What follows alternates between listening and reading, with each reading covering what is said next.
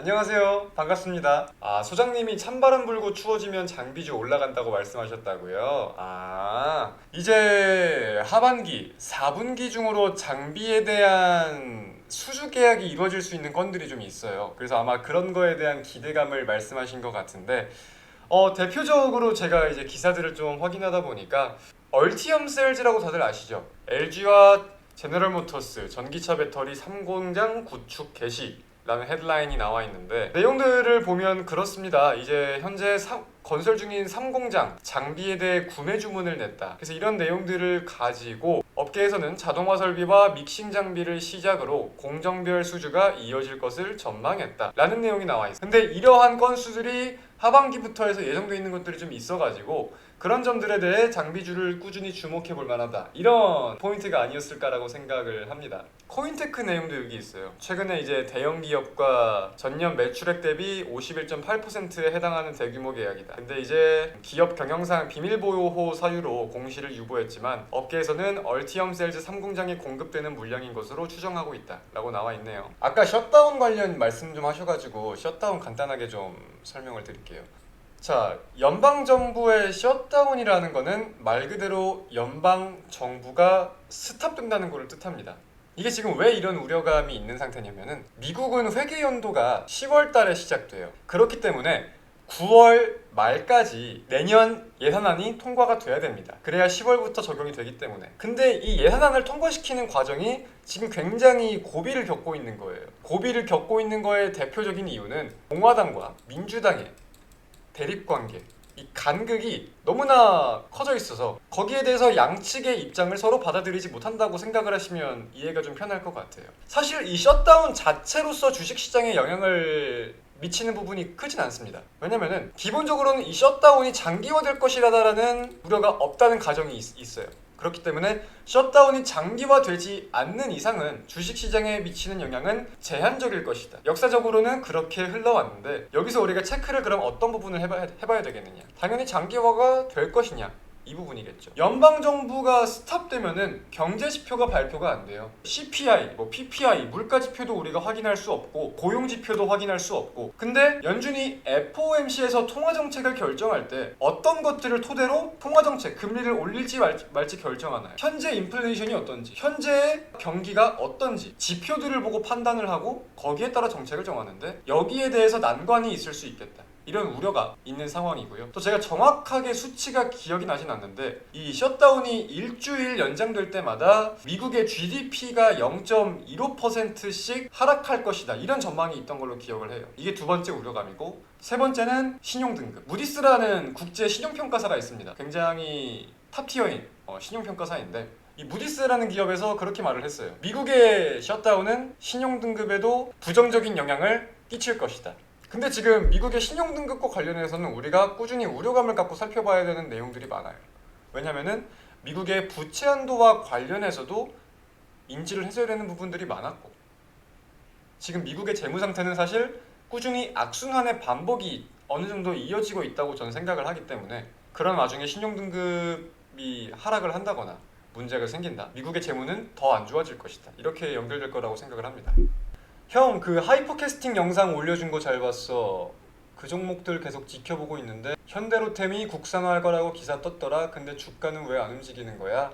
주말 영상 말씀하시는 거구나. 네. 제가 올려드린 영상들 중에서 현대차의 하이퍼캐스팅과 관련돼서 기업이나 기술 관련된 영상을 올려드린 게 있어요.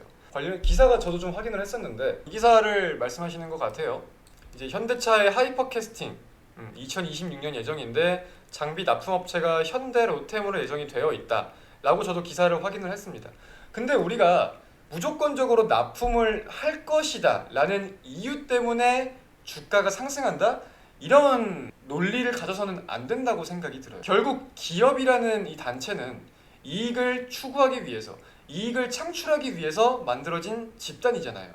그러면은 이 현대차가 하이퍼캐스팅을 한다고 했을 때 현대로템이 장비를 납품하는 거 분명 좋은 내용일 수 있습니다. 하지만 현대로템이 기존에 현대차의 자동차 생산 라인 관련 납품이 진행되고 있었는데, 이 물량들이 빠지고 하이퍼캐스팅과 관련된 다이캐스팅 장비가 들어온다고 했을 때 손익비가 어떻게 바뀔 수 있을 것인 따져볼 필요가 있겠죠. 기존의 거를 빼야 되는 우려감도 있는 상황이잖아요. 현대로템이 뭐 테마주로서 움직이는 종목도 아니고. 그래서 이러한 내용들과 뭐 추가적으로는 현대로템이 정말 양산을 할 수 있다는 가정하에, 아직 양산을 할 수 있다는 게 확정적으로 나온 건 아니잖아요. 양산을 할 수 있다는 가정하에 현대차 말고 타 자동차 기업에서도 얼마나 관심을 갖는지 여부도 중요할 것 같습니다.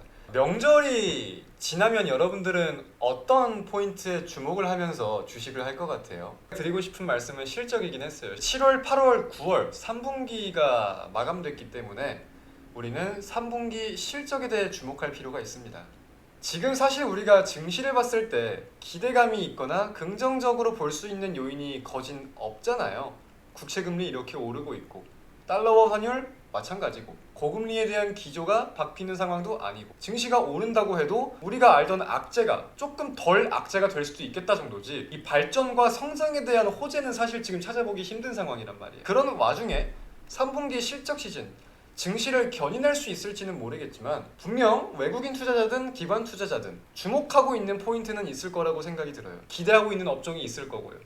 근데 왜 전문가들은 손절을 잘해야 한다고 항상 강조하나요? 우량주 차근히 모아가면 결국 경제는 성장할 거고 버티다 보면 수익 구간 나오는 거 아닌가요? 그래서 저도 몇 번 말씀을 드렸던 것 같은 게 굉장히 중요한 게 이 주식이 하락해도 내가 꾸준히 분할 매수를 할 수 있고 마음의 여유를 가질 수 있을 정도로 관점을 가질 수 있을 정도로 공부를 해야 된다는 거예요. 이 종목이 30% 40% 빠지는데 내가 이 종목에 신용 미수까지 다 들어가 있는데 이 종목이 왜 빠지는지는 몰라. 어떤 기대감이 있는지도 정확히 몰라. 사람의 여유가 생길 수가 없는 구조란 말이에요. 그래서 우리가 여유를 가질 수 있을 만큼의 비중을 투자하는 게 중요하다고 생각을 하는 거고 동시에 꾸준히 분할 매수할 수 있는 관점, 공부죠. 공부를 하는 게 중요하다고 생각이 들어요. 사실 많은 주린이 분들이 이렇게 행하지는 못하고 있을 거라고 생각이 듭니다. 이제 손절에 대해서 강조가 됐던 포인트는 대표적으로 이런 걸 거예요. 단타로서 접근을 했지만 손절을 하지 못하고 강제 중장기가 되는 종목들이 많기 때문에 이게 계좌를 해치는 경우가 너무나 많기 때문에 근데 또 주변에서 들어보면 이런 말도 있을 거야. 존버하면 본전 온다. 안 팔고 기다리면 본전은 온다. 이런 경험을 해보셨거나 이런 케이스를 주변에서 보셨거나 해가지고 버티는 분들이 계시는데 결국에 내 관점이 확실하지 않다면은 버티면 본전 온다라는 관점과 이 마인드가 내 계좌를 망하게 할 수도 있다는 생각을 필히 한번 해보시길 바랍니다. 보통은 이제 이런 시즌에서는 이렇게 투자를 하라고 말씀들을 많이 하기도 하세요. 아마 들어보신 분들도 계실 텐데 유튜브 같은 데에서 고금리의 경기 침체 스태그플레이션 우려가 굉장히 깊어지는 상황이다 보니까 뭐 제조업, 기술주 관련된 분야들은 사실 부진한 모습들이 이어질 수가 있습니다. 그래서 고금리나 경기 침체에 대해서 타격을 최대한 안 보이는 업종에 투자를 해라 라고도 말씀하시는 분들이 계시는데 뭐 대표적으로 뭐 게임이나 엔터 이런 쪽을 생각해 볼 수가 있겠죠. 오늘 방송은 여기까지만 하도록 하겠습니다. 명절길 모두들 운전 조심들 하시고요. 행복한 시간들만 보내시다가 다음 주 수요일 8시 반에 소장님 방송에 웃으면서 입장하셨으면 좋겠습니다. 고생하셨습니다. 안녕.